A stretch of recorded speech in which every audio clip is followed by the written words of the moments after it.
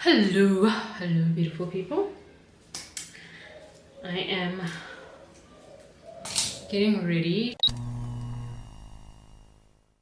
I need to be out of here in 30 minutes. So I'm gonna do my hair on camera. I feel like today sped by. Like I feel like the day ran, the time ran. Don't ask me why I thought this was a good idea. Don't ask, because even I don't know. So yesterday I was too tired to record a video. Okay, let me switch on the light. Maybe that will help, because hi guys. Okay, yeah, so yesterday I didn't record anything because I was tired. I just did Bible study. So for my Bible study, I was reading about the temptation of Jesus, right? This is after he is baptized in the Jordan by John, and then he is led by the Spirit into the desert, right? Where he fasts for 40 days and 40 nights, and then during that period, I don't know if it's at the end or during, but within that period, he is tempted by Satan. And yeah, Satan tempts him with food, and they tell us in the scripture that he was hungry, tempts him with food, but Jesus tells us, listen, man doesn't live by bread alone, right?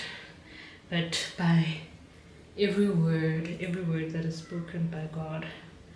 And then he makes him go on a high mountain and says, okay, fall, and let's see, if you are who you say you are, because he said he will command his angels about you that you won't even hurt your toe, basically. And listen, we're not supposed to test God, so I ain't gonna do that. You can forget about that. And he's like, okay, no, it's fine. Takes you to even bigger mountaintop, and he's like, listen, I can give you all of this. I have authority all over all of this, and just say the word and it's yours. But all you need to do is bow down to me and kind of worship me in a sense. And she's like, boy, don't you know what is awaiting for me in heaven with my Father? I may be hungry, but I ain't stupid. I ain't gonna be like a sow giving up my birthright for some stew. What do you think this is? And anyway, not supposed to serve anybody but God. So he was tempted, he was tested by the devil, and I want to say he passed the test, and yeah, he passed the test. He started his ministry, and we lived happily ever after. But no, seriously, the other thing that I saw in the scripture is that when the devil left him, so he tried to tempt him, you could see, okay, I'm not getting anywhere, let me leave him. But it says he looked for an opportune time. So he didn't leave and then just forget about it, that one is, I'm never gonna get him, He was still looking and saying, okay, actually, how can I get to him? And obviously he tried, not only with Peter, but finally with Judas, right? Because that's who betrays him. And I think what I got from that is that, and which is in scripture, that the devil is always roaming around, seeing who he can devour. So you always have to be on your guard, always have to be on the lookout, always looking where the devil might be, where he might be testing you, so that you don't fall for his trap. And when he's waiting, he's also waiting and watching. So unlike God, he doesn't know everything. He doesn't know your destiny, he doesn't know your future, he doesn't know anything. He knows what you tell him, what you reveal to him. So bear that in mind as you move through the world, because the devil be waiting, he be watching, and he uses what you give him to go after your destiny, so that he can sell you stew for your birthright, for your right to be called a child of God. Imagine. So yeah, so I guess this message is just be on the lookout, be on your guard. Don't be tempted by the devil. Even if he comes, let him know, get behind me, Satan. Get behind me, Satan, because who do you think you are? Do you not know that I am the child of the Most High God? How dare you? How dare you? So yeah, that is the message. But yeah, no man, just look out. Like, he is a master manipulator, a master liar, an angel of deception. He's very good at masking the truth, making it seem like it makes sense, so you can buy into it and say, no, but that makes sense, and he will always sprinkle a little truth, but you need to really consider everything. And I think that's how we get trapped, that because he needs to pull you in with some measure of truth, that we then say, okay, because he was truthful about this, surely he's truthful about everything. No, you must continuously test the spirit. Do not trust nobody. At this point, I don't even trust myself, because the devil can use me. He can use me. So Judas didn't become Jesus' disciple thinking the day he became the disciple that I am gonna betray Jesus, I am entering this discipleship, this ministry, just for the sole purpose of deceiving Jesus. No, he entered with good intentions. He entered actually wanting to serve, actually wanting to follow this man. But the devil, over time, the devil, he works.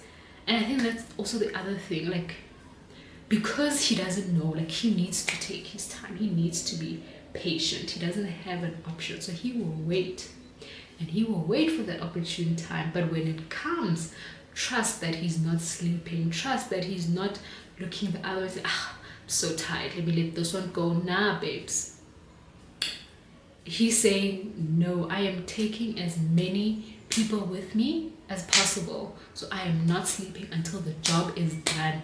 Yet we are so quick to fall asleep, I'm so quick to want to rest. I'm so tired. And this was me yesterday. I'm so tired, I'll do it tomorrow.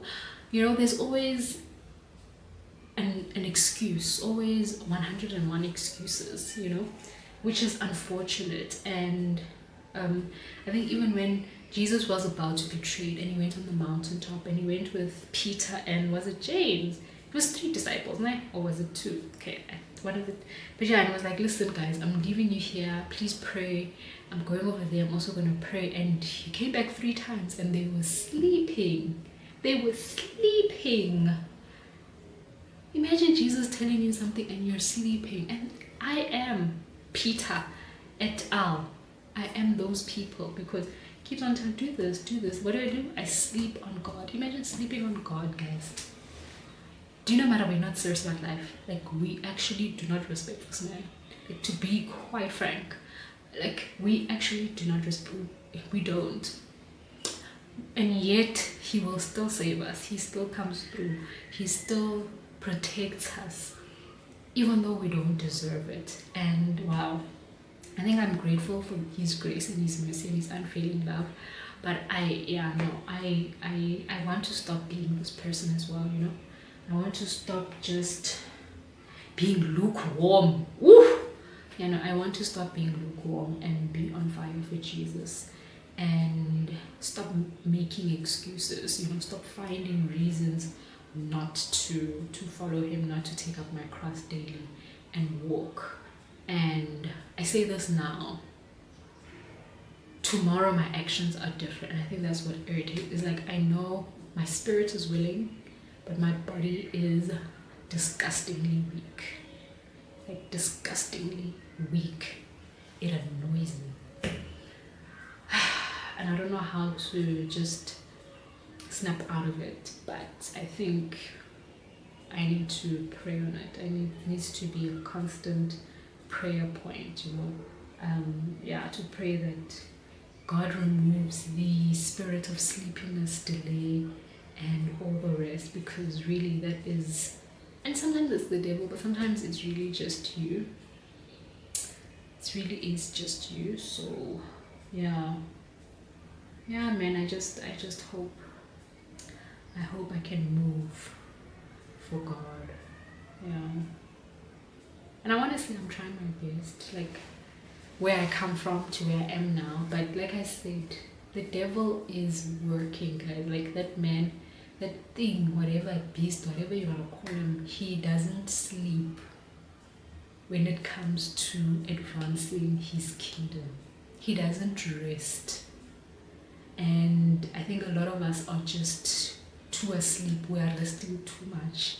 Yes, there's a time to rest, but I think, yeah, the times are changing.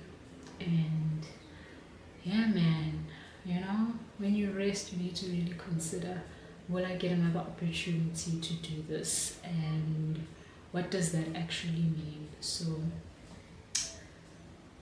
I hope I made you think. Yeah. Goodbye.